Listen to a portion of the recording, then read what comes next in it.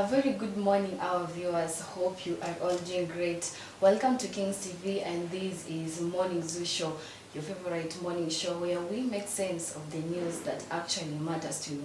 My name is Beatrice Awar, and each day we dive deep into the biggest stories and the real issues behind the headlines and the voices that you don't always get to hear. Just straight talks and smart takes on issues that surrounds us. Are you ready to get into it? But first, follow us on our social media platforms at Facebook Kings TV, YouTube Kings Fraternity, and TikTok Kings TV _13.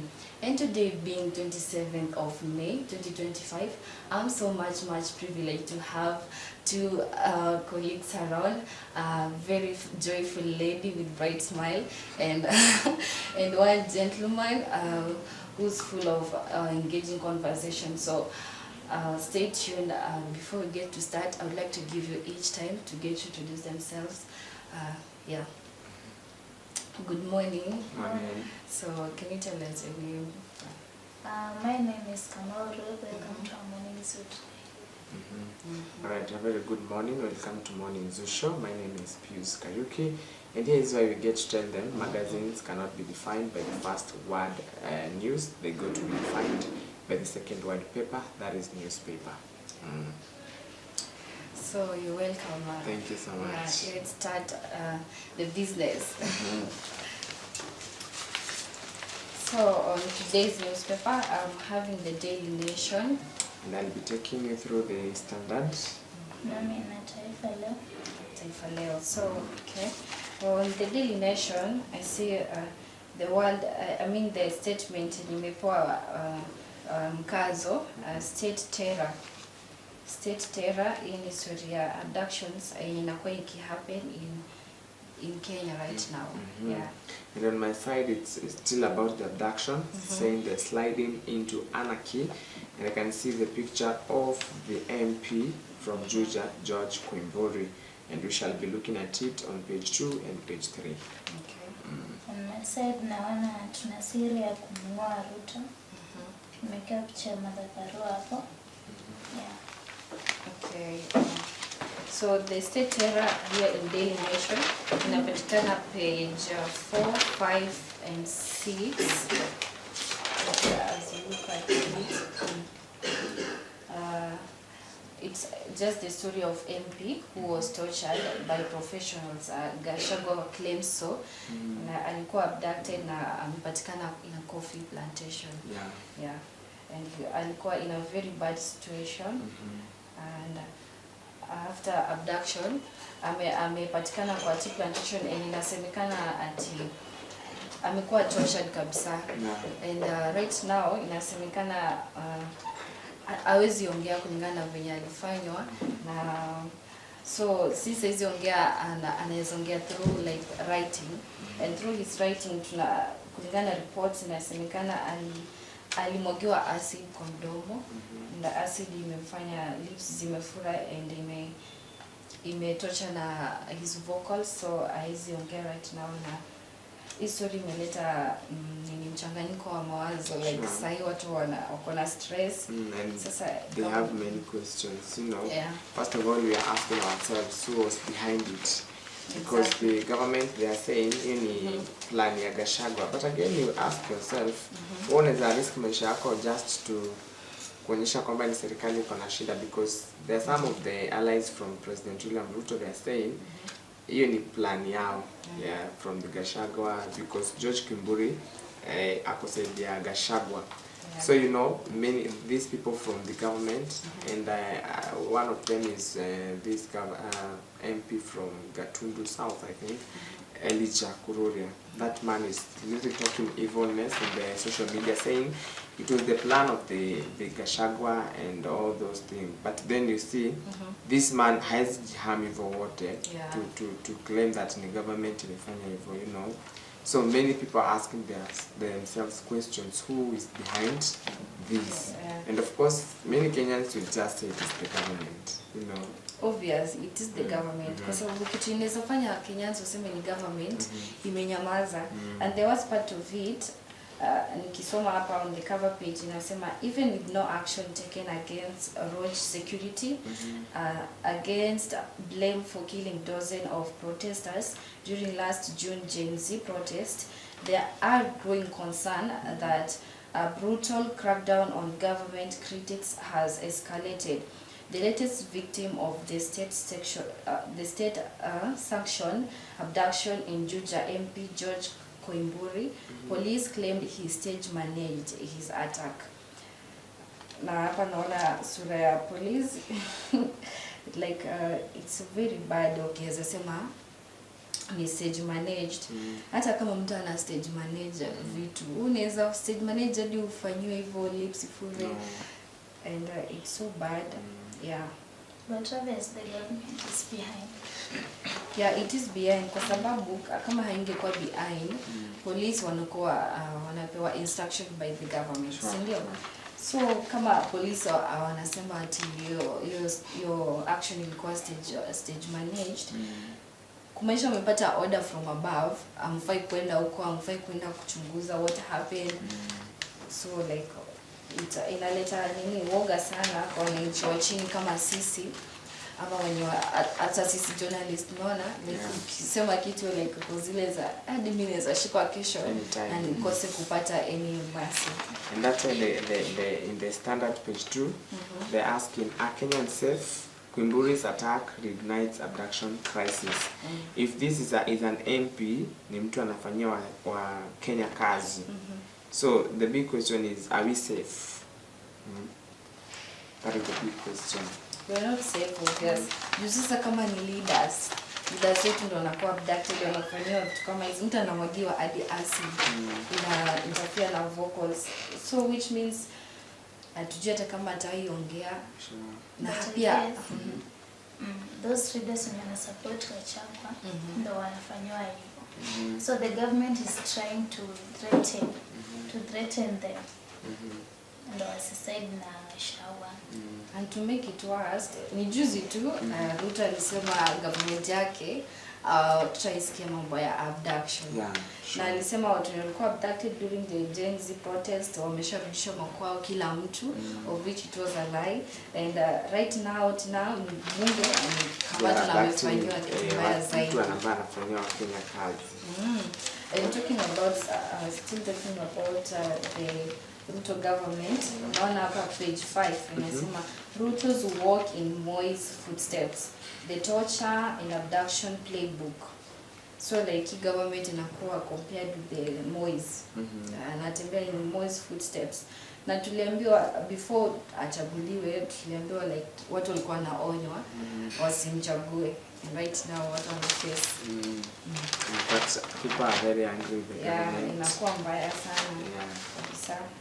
So on my side, they're still talking about that on page 2 and page 3.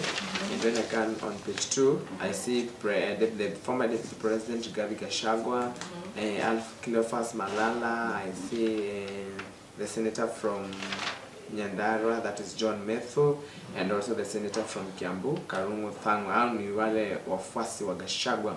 I think they were talking from the Karen Hospital where they went to visit the Juja MP, George Koimburi, and of course the former deputy president was giving his remarks, and kama kawa yeye anasema tu ni government.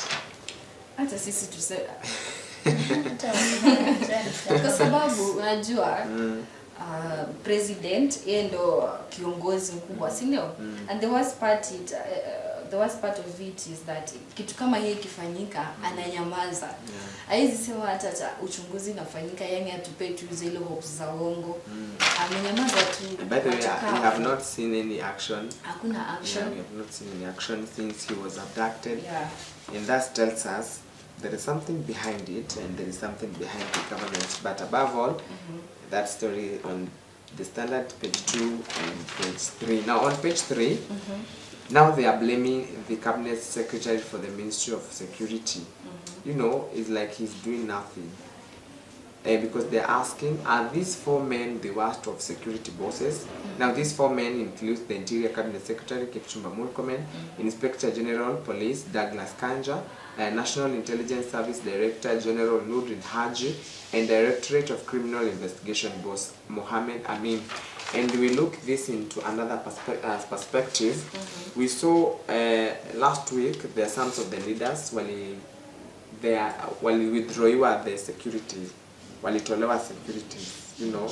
It has reached at a point, if you are supporting Gachagua, then unatolewa security yako, and above all you are still a leader, you are still working for the Kenyans. And you still need security. Yeah. Na so, sasa hata security wakiwa still sioni kama kuna inasaidia kwa sababu MP akona security. Si akona. And still amejipata kwa hii situation. Yeah. So that's why now the standard they are blaming and they're asking, are these 4 men the worst of security bosses? Because they are doing nothing. In fact, when you see Interior Cabinet Secretary Kipchumba Murkomen, ukilinganisha na Matiang'i and Kindiki when he was the Cabinet Secretary, we see there is a lot of change. Yeah. Kipchumba is not even haonekani mahali, he's just quiet, you know, and when he comes to talk, he's just talking of 2027. That one will not help us. But I guess they're not the worst. You said they are following orders from the government. Like, ukiangalia ile time ya protest, time Gen Zs were being abducted. Well, Cabinet Secretary, General Cabinet Secretary wa Security John Kanja, kwa na job na watu wanaabductiwa. So, hakuna orders alikuwa anatoa. The police were being sent right away from the State House to the ground. So, I guess, wanatumiwa tu. But even if wanatumiwa, mbona wanakubali? Mimi nitasema wako wazi kwa sababu wamekubali. Yeah, because they are agreeing with their leader. Yeah. But unajua hata kama orders from above, unaona wakiamua tu ku do what's right. Your order from above haiwezi work. Like for instance, I'm the Cabinet Secretary of the Interior, then you are the President, and you tell me, nataka you do this and this. Actually, when I see it's wrong, I will. Yeah, but you said they're afraid because ukikataa kufollow orders na watu tu wanafutwa kazi. Yeah. So they're afraid to lose their jobs. Now that is the problem with the Kenyans. They put their priorities ahead. But if we go talk na pesa first, second, one life is more important. Yeah. Sindio, one life is more important than the money that they are being given after wamepata hizo legal orders. And kitu wanafaa kufanya, keep hizo kama ni orders from above. Wanaweza keep hizo inaitwaje footages, maybe kama wanapewa hizo orders na wako against the president, wasema ama bibi kama si president, the person who anapeana hizo orders na ashikwe na Kenya kwetu clear mara. But what Ruth is saying, I remember it was last week or last week but one, the deputy president Kithure Kindiki, he was with with one of the cabinet secretary, I don't know the cabinet secretary which section. The cabinet secretary was talking against the government, and then when it was the turn of the deputy president to give his remarks, alikujia huyu cabinet secretary akimwambia, if you are against the government, then you go home, you get out. You know. Now what Ruth is saying is true. Again, when you are a cabinet secretary and you go against the government, you know, utaambiwa tu ejitoe tu, you know. So but this Kipchumba Murkomen, he is not worthy to be the cabinet secretary for the Interior Cabinet. But all in all, we are still in this Kenya. We have to face the consequences. Yeah, but corruption is still. Alright, on page 4, now going, switching gears from abduction and whatever. On page 4, the standard, it talks about watoto wa Kibaki. Huko nako kuna waka moto. Wanasema mali ni mzuri, but sasa ikifika kwa kubambania, you don't know who is who and who is, you know. So they are saying Kibaki's heirs fight forgery claims as Jimmy shifts state on DNA test. It's about watoto wa Kibaki. Sasa wameanza kama wanataka kufightia over the peers. That is mali ambayo babake aliacha. And one thing I was asking myself, kwani Kibaki hakuacha will? Because you know when you have a will, is when you will inakuwa better, yeah. But I had ni watoto wa kando, si watoto wa nyumba, si ndio? Ni wa kando. Ni wa kando ndio I had mambo ya DNA test. Yeah, because this Jimmy says he is going for a DNA test ili approve ya kwamba yeye ni mtoto wa Kibaki. And that is on page 4 on the Standard. Naleta mambo sasa. Naweza tupeleka hapo. Taifa leo inasema na siri ya kumng'oa Ruto na Martha Karua wakati alikuwa Tanzania. Utaipata katika ukurasa wa pili. Inasema Karua asema wamekubaliana kuwa kila mmoja wao afanye mazoea ya urais kabla ya kuamua ni nani anayefaa zaidi kati yao. Atangaza mkakati wa kushinda serikali pia katika ubunge, ugavana na useneta. I guess ni viongozi wa upinzani. Yeah. And they are trying their best. They are trying their best ndio wajue nani anayefaa kati yao. Either Martha Karua, Kalonzo Musyoka, ama ni Gachagua, ama ni nani? Kalonzo. Not Kalonzo. Ukisi Matiang'i. Yeah. So like mimi naona tu bado watarudi tu kuachana. Kwa sababu kama wanajaribu, kila mtu anaona, hakuna mtu anaamini yuko best. Gachagua anajua yeye ndako best, kwa hiyo position ndio anajua siri zote za government. Kalonzo amekuwa akingangania obvious since same to Martha, na Matiang'i pia ametokea na anajua kuna mashabiki wengi. But I think they will give Matiang'i because he's in demand. Are you sure Gachagua atakubali? If they agree, sasa hapo ndio kuna kizungumkuti. Na Martha mwenye ameshajiita next president. But these people are doing a good job, the opposition, to make sure that it is going to be one term, not 2 term.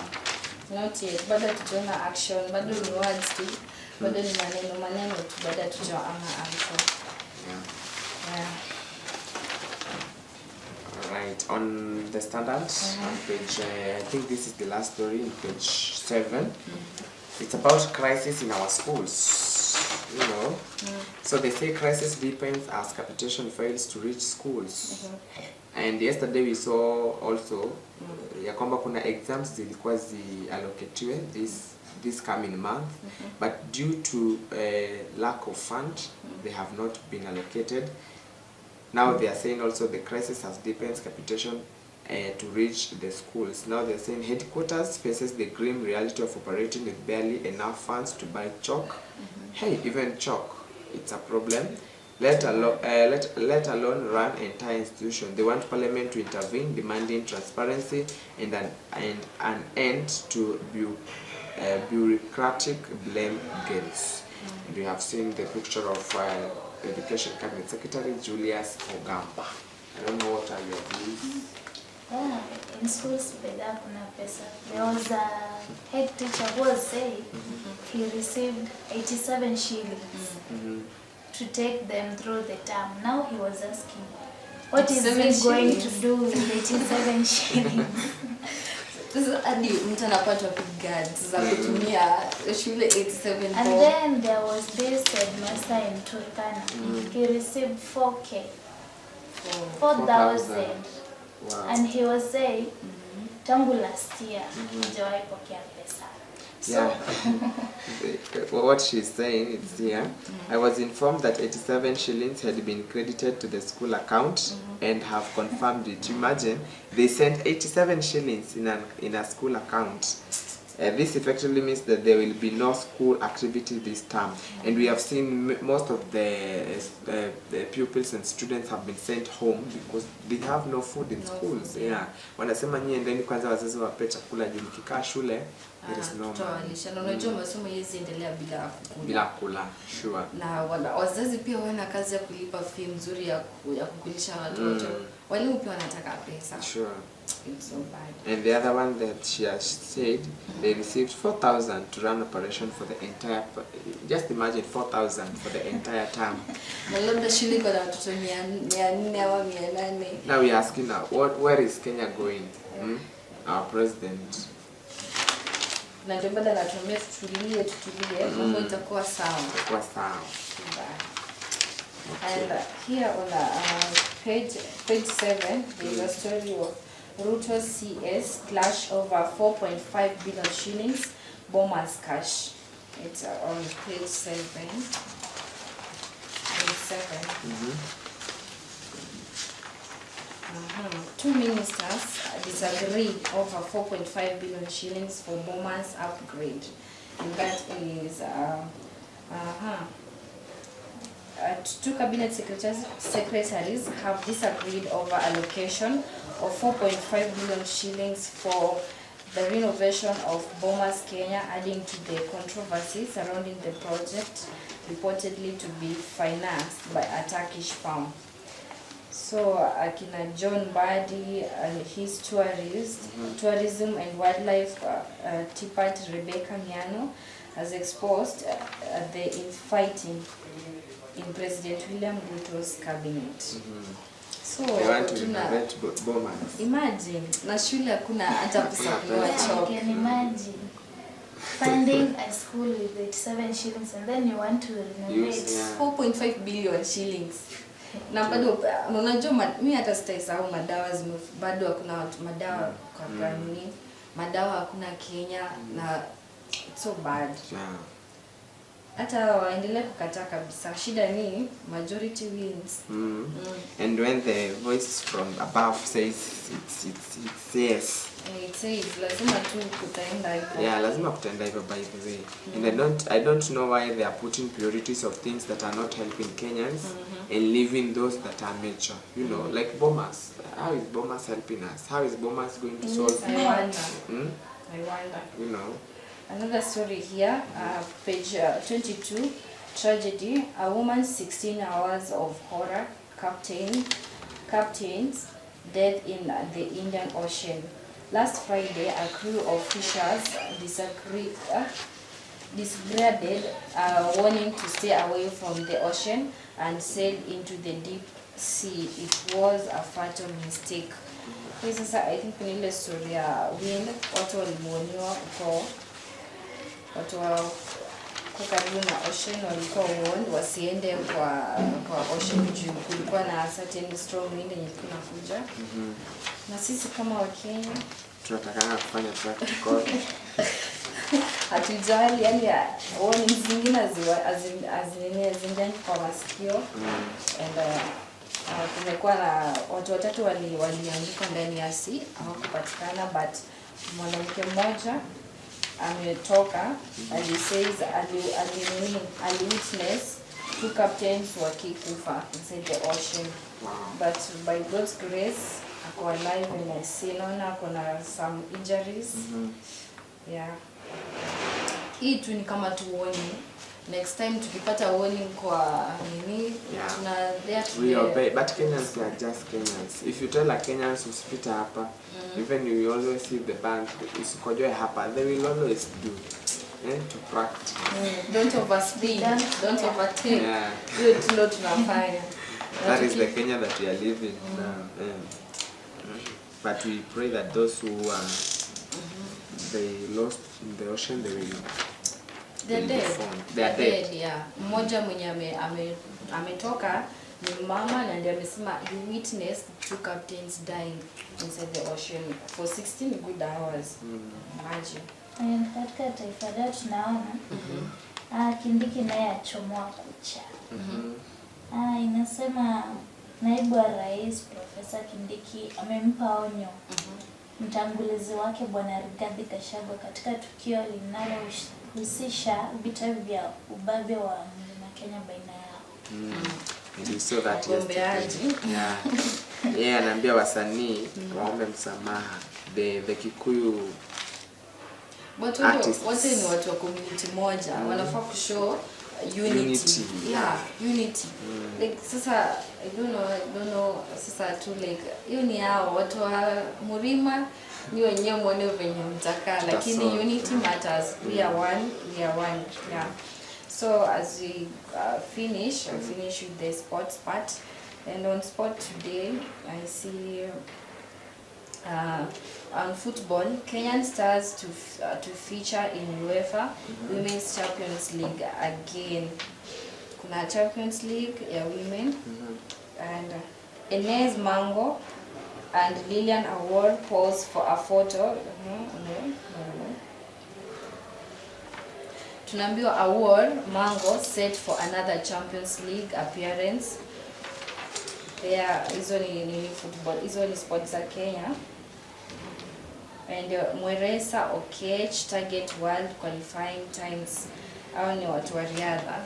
Yeah, we wish them success. Right. Also on page 48, the Standard. Our own Chebet Beatrice celebrates after winning women's 300 meters at Prince Moulay Abdel Stadium in Rabat on Sunday. So we say congratulations to her. So viewers, that's all for today in our newspapers. See you till next time. So I'll just like to give you each time to say your remarks as we wind up. Mine is to say that Kenyans have to be protected. These stories are them being abducted, it is safer, it's sharp. Yeah, so